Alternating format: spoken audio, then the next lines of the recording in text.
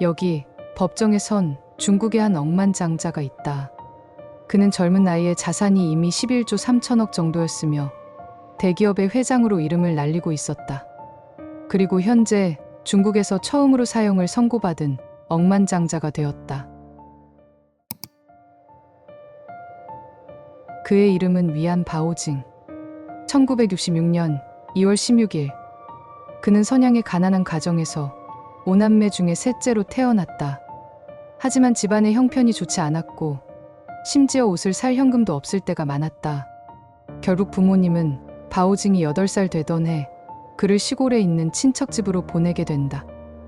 돈 때문에 가족과 떨어져 지내는 것이 힘들었던 바오징은 이때부터 부자가 되는 것이 그의 가장 큰 꿈이 되었다. 그는 어려운 환경 속에서도 악착같이 공부하였고 마침내 1985년에 원하는 대학에 합격한다. 하지만 여전히 그의 생활고는 멈추지 않았다. 생활비를 벌기 위해 1만 단어당 2위안씩 돈을 받고 교수의 원고 필사를 도왔으며 식비 보조금을 받기 위해 학교 운동부에 지속적으로 참가하였다. 그리고 그 돈을 모아 작은 삼륜차를 하나 마련하여 여러 식료품점을 돌며 물건을 배달하였다. 일과 학업을 병행하는 것은 쉬운 일이 아니었지만 아무리 힘들어도 독서를 포기하지 않았다. 그가 주식과 증권을 접하게 된 것도 이 시기였으며 이는 나중에 그의 사업 방향을 위한 밑거름이 된다. 1989년 이런 끈질긴 열정 덕에 졸업하자마자 베이징의 한 은행에 입사하였고 부모님은 그의 취업을 자랑스러워했다. 그는 은행 업무에서도 남다른 성과를 거뒀다. 하루에 무려 6,700만 개의 증권을 거래한 적이 있었는데 이는 당시 중국 증권 시장에서 남들이 할 수 없는 성과였다. 그러면서 자신의 꿈인 부자가 되기 위해서는 금융 쪽에서 사업을 해야 한다는 결심이 생겼다. 1992년 은행에서 오랜 경험을 쌓은 바오징은 과감히 사표를 내고 자신의 회사를 차리게 된다. 그의 첫 번째 사업은 밀 농사였다.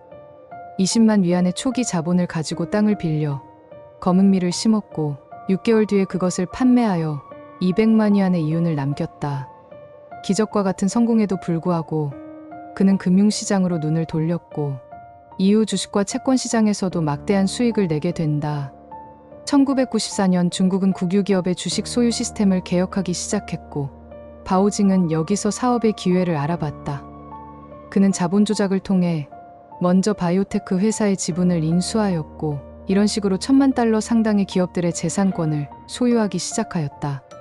1996년까지 그는 60개 이상의 기업을 연속적으로 인수하였고 30억 이상의 자산을 만들어 중국 최연소 억만장자가 되었다. 나아가 뛰어난 비즈니스 감각과 광범위한 인맥을 통해 자신의 그룹을 설립하고 불과 몇 년 만에 중국 100대 기업 중 하나로 성장하게 된다. 이때까지만 해도 그 누구도 그가 사형 선고를 받으리라고는 상상도 못했을 것이다. 여기 왕싱이라는 경찰관이 있다. 그는 1994년 경찰팀장으로 일하고 있었지만 그만두고 바오징의 사업에 합류하게 된다. 바오징은 왕싱에게 주식을 가르쳐 주지만 참을성이 없었던 왕싱은 머지않아 원금을 모두 잃게 된다.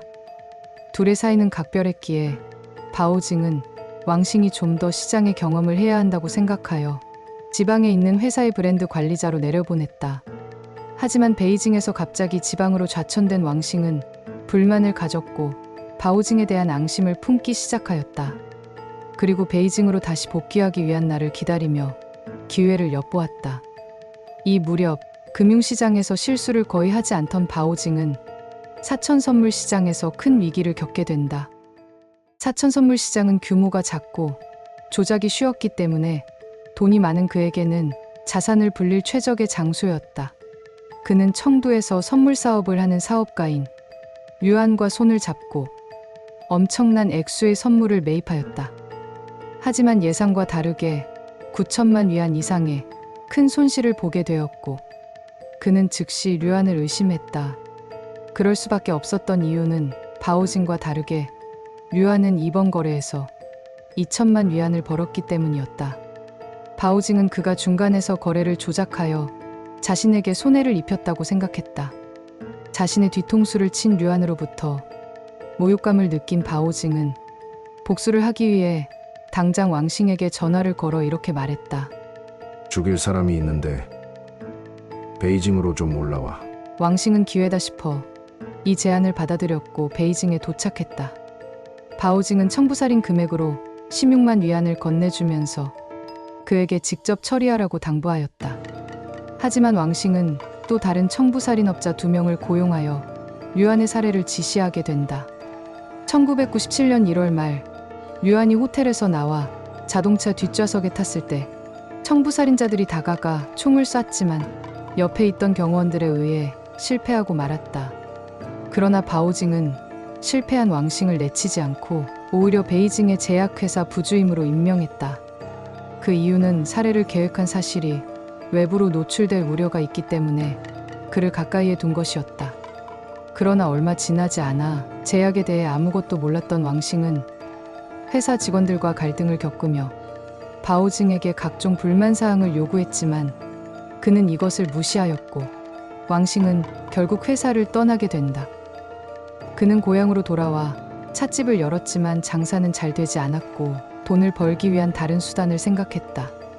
그것은 바오징을 협박하여 돈을 뜯어내려는 계획이었다. 그는 바오징에게 전화해 요구하는 액수를 주지 않는다면 경찰에게 청부살인에 대한 자료를 넘기겠다고 협박했다. 이 협박은 1998년부터 2001년까지 계속되었고 바오징도 처음에는 웃어 넘기려다가 그가 가족 얘기를 꺼내자 그를 가만둘 수 없다고 생각했다. 바오징은 친동생과 사촌동생들에게 돈을 주고 왕싱을 죽이라고 부탁한다. 2001년 11월 15일 저녁 그들은 집에서 나오는 왕싱을 뒤에서 칼로 여러 번 찔렀다. 그들은 무려 7번의 자상을 그에게 남긴 후 달아났고 왕싱은 땅에 쓰러지고 말았다. 하지만 의식이 있었던 그는 대로변까지 기어가 택시를 잡아 병원으로 향했고 간신히 목숨을 구하게 된다. 바오징 또한 여기서 멈추지 않고 2차 살해 계획을 세운다. 이번에는 동생들에게 더 많은 금액을 주면서 산탄총을 사라고 말했다. 그들은 몇 개월 동안 왕싱의 행적을 찾으며 그를 뒤따라 다녔고 2003년 10월 4일 차에서 내려 건물로 들어가는 그에게 2발의 총알을 발사했다. 그리고는 왕싱이 사망한 것을 확인 후 총을 근처 강에다 던지고 도망쳤다.